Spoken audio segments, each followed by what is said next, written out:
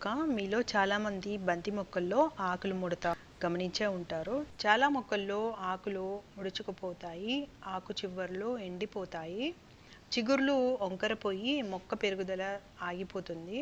దాన్ని stunted growth అంటారు. మొగ్గలు ఎండిపోయి రాలిపోతూ ఉంటాయన్నమాట.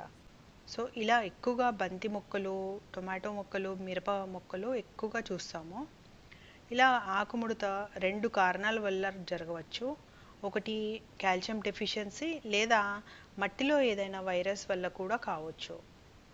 సో నేను ఒక చిన్న రెమెడీ వాడాను. అది వాడటం వల్ల ఆకులు మళ్ళీ మామూలుగా చాలా హెల్దీగా గ్రో అయ్యాయి. మీరు వీడియోలో డిఫరెన్స్ చూడవచ్చు. బంతి మొక్క కింద భాగంలో ఆకులు అన్నీ ముడుచుకుపోయాయి, ఎండిపోయి ఉన్నట్టుగా ఉన్నాయి.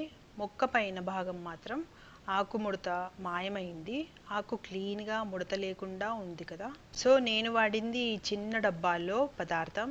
ఇది కేవలం 5 లేదా 6 రూపాయలకే వస్తుంది.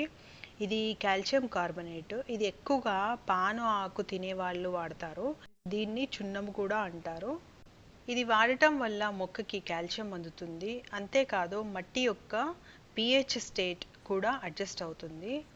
చున్నంలో మెగ్నీషియం కూడా ఉంటుంది. దానివల్ల చెట్టుకి కావలసిన ఫోటోసింథసిస్ ప్రక్రియ కూడా బాగా జరుగుతుంది. సో నేను ఈ చున్నముని 1:20 రేషియోలో వాడాను. అంటే ఒక మూత చున్నము తీసుకుంటే 20 మూతల వాటర్ కలపాలి, బాగా కలుపుకోవాలి.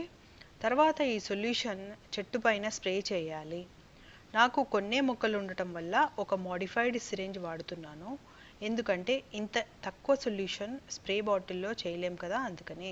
ఈ స్ప్రే ఆకులో వెనక భాగంలో కూడా స్ప్రే చేసుకోవాలి, కింద కూడా స్ప్రే చేసుకోవాలి, ఇంకా చిగుళ్ళలో మొదల్లో కూడా స్ప్రే చేసుకోవాలి. అయితే ఈ సొల్యూషన్ మట్టిలో కూడా వేయొచ్చు. ఏదైనా వైరస్ ఉంటే